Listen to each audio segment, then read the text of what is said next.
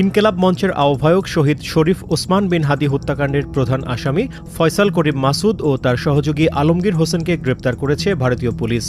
৭ March রাতে ভারতের পশ্চিমবঙ্গের বনগাঁও এলাকায় অভিযান চালিয়ে তাদেরকে গ্রেপ্তার করা হয় বলে জানিয়েছে ভারতীয় পুলিশের স্পেশাল টাস্ক ফোর্স এসটিএফ।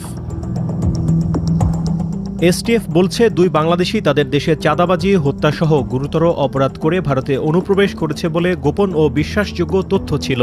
তারা সুযোগ পেলে বাংলাদেশে ফিরে যাওয়ার উদ্দেশ্যে বনগাঁ সীমান্ত এলাকায় আশ্রয় নেওয়ার চেষ্টা করছিল। এই তথ্যের ভিত্তিতে ৭ মার্চ গভীর রাতে বনগাঁ এলাকায় অভিযান চালিয়ে তাদের গ্রেপ্তার করা হয়। প্রাথমিক জিজ্ঞাসাবাদে পাওয়া তথ্যের বরাতে এসটিএফ বলছে, ফয়সাল করিম ও আলমগীর বাংলাদেশের রাজনৈতিক কর্মী ওসমান হাদিকে হত্যা করে ভারতে পালিয়ে যায়। মেঘালয় সীমান্ত দিয়ে তারা অবৈধভাবে ভারতে প্রবেশ করে এবং ভারতের বিভিন্ন স্থানে ঘোরাফেরার পর বাংলাদেশে ফেরার উদ্দেশ্যে শেষ পর্যন্ত বনগাঁয়ে যায়।